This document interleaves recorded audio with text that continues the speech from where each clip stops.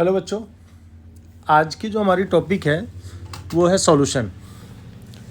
तो सॉल्यूशन में हम लोग कंप्लीट रिवीजन आज हम पढ़ेंगे। उसमें जितने भी डेफिनेशंस और फार्मूलाज है उनके बारे में डिस्कस करेंगे। अगर वीडियो अच्छी लगे तो लाइक और शेयर सब्सक्राइब करना ना भूलो। तो हम स्टार्ट करते हैं। सबसे पहले बात करते हैं सॉल्यूशन होता क्या है। तो देखो, सॉल्यूशन जो होता है ना, होमोजेनियस मिक्सचर को सॉल्यूशन कहते हैं।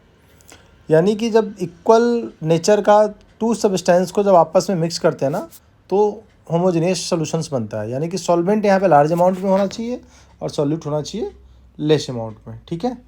अब देखो, टाइप्स ऑफ सॉल्यूशन की बात करते हैं तो गैस इन गैस, यानी कि उसको हम लोग एयर बोलते हैं। लिक्विड इन लिक्विड सॉल्यूशंस है, या जैसे एग्जांपल ले सकते हैं अल्कोहल प्लस वाटर, ठीक है ना।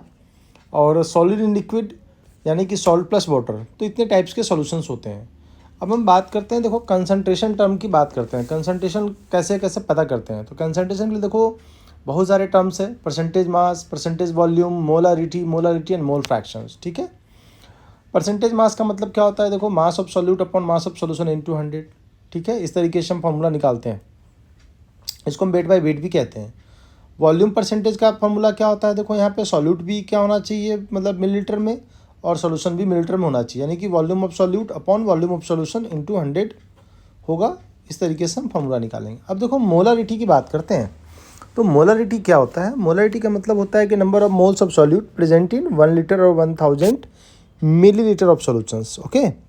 तो मोलारिटी का मतलब होता है, फार्मूला जो लिखेंगे तो moles of solute upon volume, अगर वॉल्यूम मिलीलीटर में होगा तो इंटू 1000 करेंगे। इस तरीके से निकाल सकते हैं। मोलारिटी को मोलर सॉल्यूशन भी कहते हैं, कंसंट्रेशन भी कहते हैं। और इसकी जो एसआई यूनिट होती है मोल पर लीटर। और ये टेम्परेचर डिपेंडेंट होता है, क्योंकि देखो यहाँ पे हम वॉल्यूम की बात करते हैं, तो जहाँ भी वॉल्यूम होगा ना वो टेम्परेचर पे डिपेंड करेगा। मोलालिटी क्या होता है, दोनों में जो डिफरेंस है, number of moles of solute present in 1 kg और 1000 ग्राम ऑफ सॉल्वेंट। ठीक है। तो यहाँ पे जो फॉर्मूला होगा moles of solute upon solvent in gram into 1000। और ये टेम्परेचर इंडिपेंडेंट होगा, क्योंकि यहाँ सॉल्वेंट की बात कर रहे हैं। ठीक है ना। तो मोलालिटी टेम्परेचर इंडिपेंडेंट होता है। अब बात करते हैं मोल फ्रैक्शन की। मोल फ्रैक्शन का जो डेफिनेशन होता है ना, it is the ratio of number of moles of component to the total number of moles of solutions. यानी कि हम मोल फ्रैक्शन ऑफ सॉल्यूट की बात करें तो moles of solute upon moles of solution, और मोल फ्रैक्शन ऑफ सॉल्वेंट की बात करें तो moles of solvent upon moles of solution, और mole fraction of solute plus mole fraction of solvent equal to 1 होता है। यानी कि मोल फ्रैक्शन की वैल्यू 1 से ज़्यादा बड़ी नहीं होती है। ठीक है। अब हम बात करते हैं हेनरी लॉज की। देखो हेनरी लॉज जो होता है ना, वो गैस इन लिक्विड, अगर किसी भी गैस की सॉल्युबिलिटी को हमें पता करना है लिक्विड में, तो हेनरी लॉज का यूज़ किया जाता है। हेनरी लॉज क्या होता है कि partial pressure of the gas is directly proportional to mole fraction of the solute. यानी कि P equal to KH into mole fraction. KH यहाँ पे हेनरी कांस्टेंट है, जो KH की जो SI यूनिट है P के अकॉर्डिंग टू लेते हैं। अगर क्योंकि मोल फ्रैक्शन का तो कोई यूनिट होता नहीं है, तो अगर P की यूनिट बार मिलेंगे तो KH का यूनिट भी हम बार मिलेंगे। ठीक है। अब हम बात करते हैं राउल्स लॉ की। राउल्स लॉ क्या होता है, लिक्विड इन लिक्विड सॉल्यूशन के लिए यूज़ किया जाता है। देखो यहाँ भी फॉर्मूला सेम ही है, लेकिन बस थोड़ा सा डिफरेंस क्या है, P नॉट का। P ई directly proportional to mole fraction यहाँ भी है, लेकिन डायरेक्टली प्रोपोर्शनल को हटाने के लिए जो यहाँ पे कांस्टेंट वैल्यू लेंगे ना, वो P नॉट होता है। ठीक है ना। Vapour pressure of pure solvent, जिसको हम P नॉट से नोट करते हैं। तो हम किसी कंपोनेंट का निकालते हैं vapour pressure. For example 2 component है, तो P1 equal to P naught into mole fraction of 1। Okay.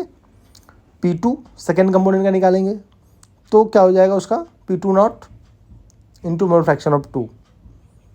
तो राउल्स लॉ में क्या होता है, अगर हम टोटल प्रेशर निकालेंगे तो P1 प्लस P2 हो जाएगा। ठीक है। दोनों में डिफरेंस यही है, ये लिक्विड इन लिक्विड के लिए यूज़ किया जाता है, और हेनरी लॉ जो होता है ना, गैस इन लिक्विड के लिए यूज़ किया जाता है। ठीक है।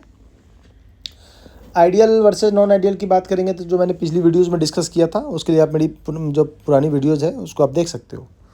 आइडियल मैंने बताया था कि डेल्टा H की वैल्यू 0 होती है, डेल्टा V की वैल्यू 0 होती है।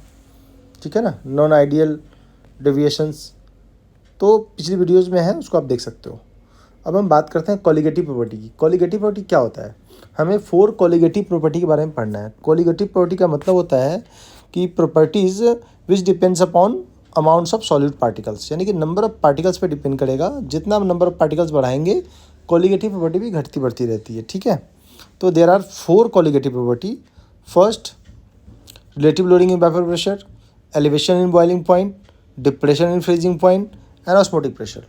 अब यहाँ देखो बॉइलिंग पॉइंट एलिवेशन की बात होती है तो क्या होता है, delta T B equal to K B into molality, यानी कि बॉइलिंग पॉइंट एलिवेशन का जो फॉर्मूला है ना, यानी कि change in boiling point equal to K B molar elevation, molar boiling elevation constant into molality, ठीक है। Freezing point depression delta T F equal to K F into M, यहाँ भी देखो डायरेक्टली प्रोपोर्शनल टू मोलालिटी है, ठीक है। Osmotic pressure का formula की बात करें तो pi equal to C R T की यूज़ किया जाता है। यहाँ पे आई का मतलब वांट ऑफ फैक्टर गिवन है, सी यहाँ पे कंसंट्रेशन है, आर मोलर गैस कांस्टेंट है, टी टेम्परेचर इन केल्विन है, पाई जो है ऑस्मोटिक प्रेशर का सिंबल है, ठीक है। वांट ऑफ फैक्टर का देखो आई जो होता है ना, observed upon normal molar mass. Want Hoff factor का और भी फॉर्मूला है, उसमें हम लोग लिखते हैं कि total number of moles after dissociation upon total number of moles before dissociation. Strong के लिए क्या होता है, जब कंप्लीट डिसोसिएट होता है ना, तो किसी भी कंपाउंड को ब्रेक करेंगे उसका वांट ऑफ फैक्टर होता है। फॉर एग्जांपल K2SO4 को ब्रेक करेंगे तो 2K प्लस SO4 माइनस 2, तो एक मोल से कितना बना, 3 मोल्स बना, तो 3/1 इसका वांट ऑफ फैक्टर 3 हो जाएगा। और वीक का थोड़ा सा कंप्लीट से थोड़ा कम होता है, ठीक है ना। एक यहाँ पे एक्सप्लेन नहीं मैं बताया तो आपको orally, relative lowering and vapour pressure का जो फार्मूला होता है ना, P0 minus PS upon P0 directly proportional to mole fraction of solute, ठीक है। इन सभी में हम लोग वांट ऑफ फैक्टर का यूज़ कर सकते हैं, ठीक है। तो वीडियोज़ अच्छी लगे तो लाइक शेयर और सब्सक्राइब करना ना भूलो। Thank you very much.